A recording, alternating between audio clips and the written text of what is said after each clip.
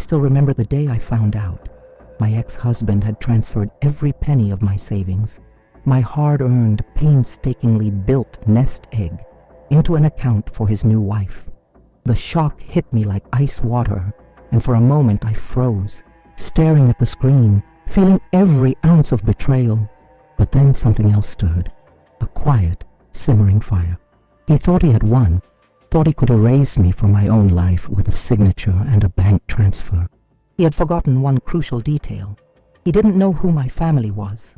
I could feel it already, the ripple of strategy forming in my mind.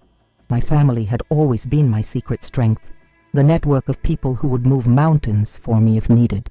And they would. I leaned back in my chair, closing my eyes, and let the anger sharpen into clarity. The next move wasn't about rage. It was about precision. I would reclaim what was mine, and he would realize far too late that underestimating me had been the biggest mistake of his life. I spent that night thinking, planning, letting the hurt turn into something sharper.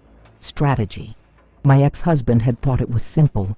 He could take what I had built and hand it over to his new wife without consequences. But he had forgotten one thing: my family, my cousins, my aunts, my uncles.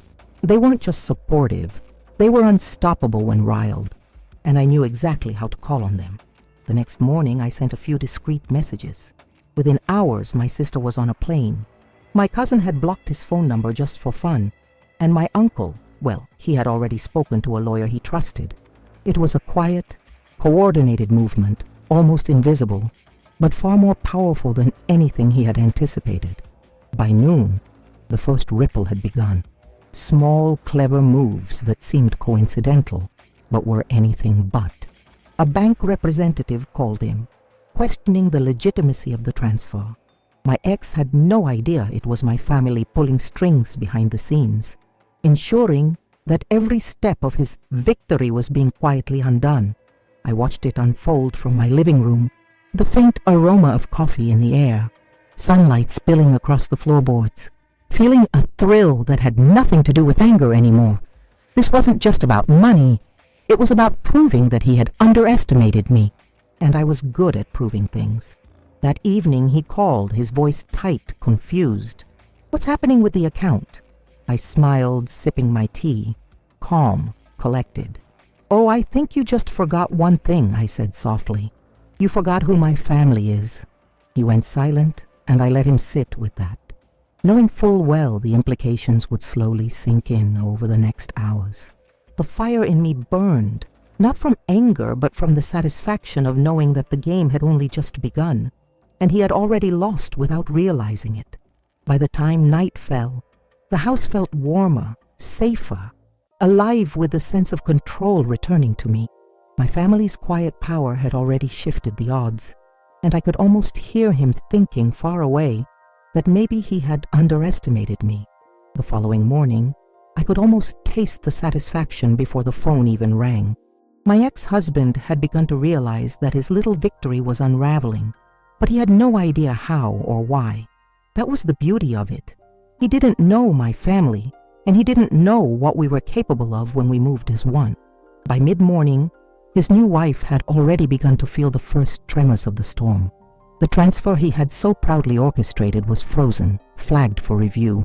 Emails from the bank poured in, each more inconvenient than the last, each one a small, precise knot tightening around her plans. I had arranged it all through discreet calls and messages, nothing traceable back to me directly. She assumed it was bureaucracy, but I knew better. Meanwhile, I sat in my living room, sunlight streaming in across the polished floors, my coffee warming my hands, and I watched the subtle chaos unfold like a symphony. Each email he forwarded to her, each frustrated phone call, each tiny moment of panic, they were all notes in the melody I was conducting. Then came the call from him. His voice, usually smooth and confident, was tight, almost pleading. "What's going on with the account? I don't understand. She can't access it." I smiled, slow and deliberate, savoring every second. "Maybe you forgot," I said softly, letting the words hang in the air like a blade. "You forgot who my family is." Silence. Then a muttered curse. the sound of a man realizing he had underestimated me in every possible way. By afternoon, the new wife had shown up at his office, face pale, trying to calm him as he fumed. I imagined the conversation perfectly, her reassuring him, his confidence collapsing, and neither of them realizing that I wasn't even in the room. I wasn't angry, I wasn't reckless, I was patient, calculating, and entirely untouchable. Evening came, and I walked through my home, fingers brushing against the furniture, smelling the lingering aroma of coffee mixed with the faint hint of jasmine from the candle I had lit. The house felt alive in a way it hadn't in months, humming with quiet victory. The money wasn't just coming back. It never truly left, because I had the power, the network, and the foresight to reclaim it before it was ever truly lost. And my ex-husband? He was left fumbling, realizing far too late that his plans had been undone, that his new wife was struggling to maintain control over what he had thought would be theirs, and that I had orchestrated every single move from the shadows. I poured another cup of tea, leaned back in my chair, and let myself smile. Revenge had never felt so quiet, so controlled, so perfect. The next morning I decided it was time to move from subtle maneuvers to direct action. My ex-husband had spent the last 24 hours fumbling, trying to untangle the mess he didn't understand, and his new wife had grown desperate. I could almost hear their panic from here. It was time to step into the light. I arrived at his office, casually, carrying a folder as if I had business there, something official, something important. He looked up from his desk, eyes narrowing, confidence still lingering but tinged with unease. "What are you doing here?" he asked, voice guarded. I smiled. "Oh, just checking in, making sure everything is being handled correctly." I let the words hang, deliberately vague, just enough to unsettle him. She was there, of course, trying to assert herself, but her posture was tight, her smile brittle. I could see the tension between them, the silent panic that had started to seep into every word, every gesture. She looked at me, feigning calm, but I could see the flicker of fear in her eyes, fear of me, fear of what I was capable of, and fear that her comfortable victory was slipping away. I set the folder on his desk, letting the weight of it make its point. "I thought it might help to have everything clearly organized," I said. "It seems there's been some confusion, mostly because someone forgot that my family exists, and we tend to handle things differently." He glanced at the folder, then at me, then at her, and the realization hit him. His mouth opened, closed, opened again. I leaned slightly forward, calm and controlled, letting the tension build. "Yes," I continued, voice soft but pointed. "You thought you could erase me from my own life, take what I worked for, and it would all be easy. But you forgot one thing. You forgot that I am never truly alone."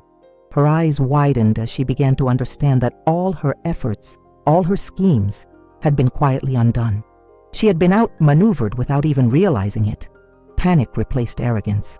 I let them sit in that moment, the room humming with the satisfaction of control reclaimed. My ex-husband's bravado crumbled. Her confidence evaporated, and I stood there, calm, precise, and victorious. By the time I left the office, the balance had shifted completely. I had not only reclaimed my money, but also demonstrated with quiet force that underestimating me or my family was a grave mistake. The house, the finances, the dignity, it all belonged to me, fully and without question. Driving home, the warm sunlight spilling across the dashboard, I felt a sense of peace, not just satisfaction, but triumph. I had turned betrayal into opportunity, weakness into power, and miscalculation into a masterclass in strategy. That evening, sitting in my living room, coffee in hand, and the faint scent of lavender in the air, I smiled. The game was won, and my ex-husband and his new wife would never forget it. The day after the confrontation, the house felt lighter, almost celebratory. My family had arrived quietly, efficiently, and fully aware of the part they had played in reclaiming what was rightfully mine. My sister, my cousins, even my aunt had gathered around the dining table, coffee cups in hand, smiles playing on their lips. There was a sense of victory in the air, subtle but powerful. We went through the finances together, double-checking that every penny was back in its rightful place. My ex-husband's attempts at interference had failed completely, and the look of disbelief on his face still replayed in my mind. The warmth of family surrounding me, the laughter, the shared stories. It felt like more than just triumph over a betrayal. It felt like reclaiming a life that had been temporarily threatened but never truly taken. At one point, my cousin leaned back, smiling mischievously. "You know," he said, "he really had no idea who he was dealing with." I laughed softly, the sound light, freeing. "Clearly not," I admitted. "He forgot that family isn't just about blood. It's about loyalty, strategy, and knowing how to protect each other." Even my uncle, always the quietest of the group, gave a rare, approving nod. "She's smart," he said simply, glancing at me. "And now everyone knows it, including him." Later, as the sun dipped behind the trees outside, I stood in the kitchen, leaning against the counter, feeling the warmth of the room, the faint scent of coffee and vanilla from the candles my family had brought. I realized how much power I had, not just in reclaiming what was mine, but in the quiet strength that came from the people who loved and respected me. My sister joined me, nudging my shoulder playfully. "You know," she said, "you didn't even have to lift a finger. We did all the heavy work." I shook my head, smiling. I did it the way it mattered most, quietly, strategically, and they executed perfectly. It's more satisfying this way.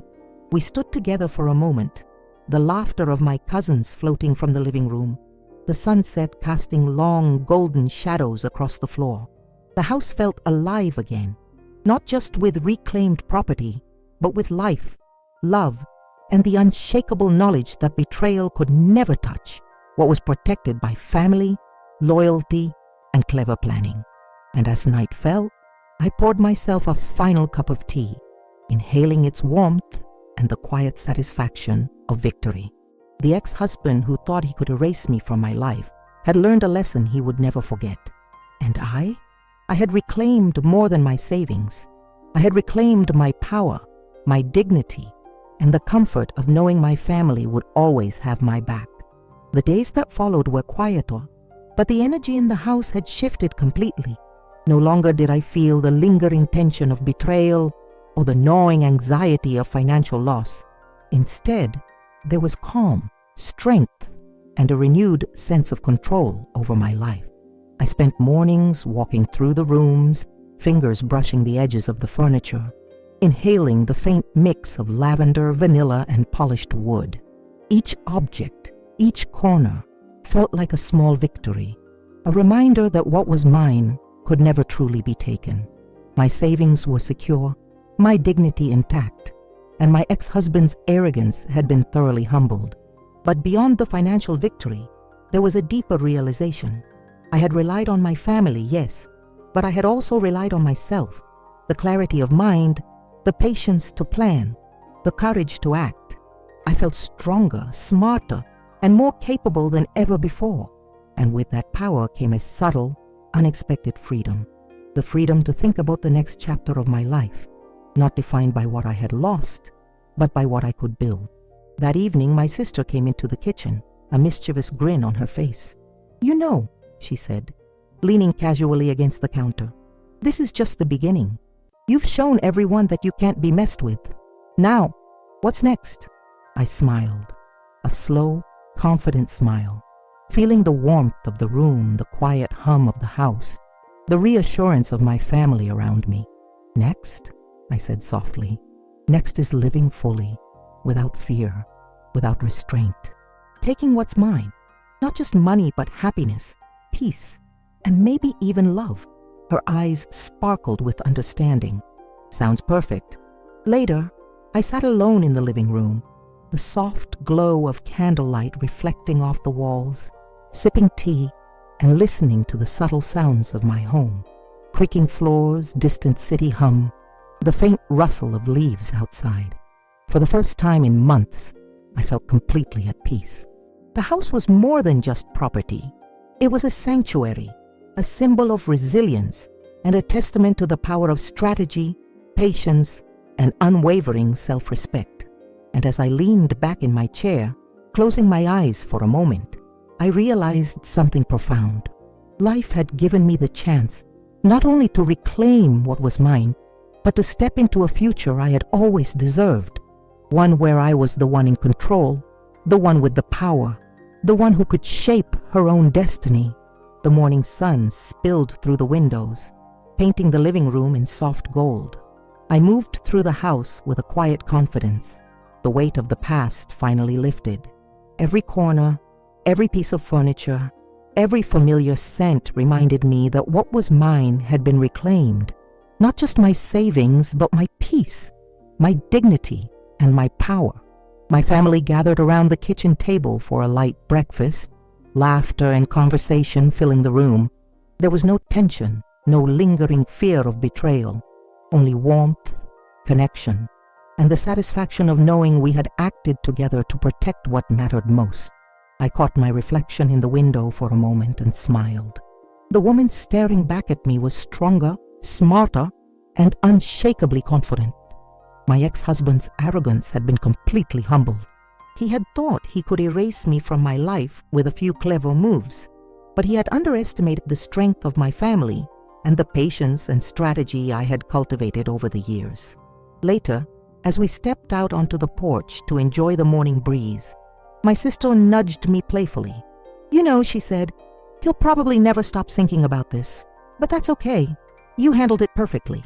I laughed softly. "Yes," I admitted, "he'll never forget who he messed with." And in that moment, I realized something more profound. Victory wasn't just about reclaiming what was taken. It was about the sense of freedom, empowerment, and joy that came from knowing I could protect myself and the life I had built. I had turned betrayal into triumph, loss into strategy, and anger into strength. As the sun climbed higher, warming the porch and spilling over the garden, I felt a gentle hand on mine. My cousin, smiling warmly, said, "This is your life now. Own it." I squeezed his hand, letting the words sink in. Yes, it was my life, fully, completely, without compromise. And for the first time in years, I felt unshakable. The house hummed with quiet victory, the faint scent of lavender and vanilla in the air, and the soft sounds of my family laughing inside. Everything was right. I had won.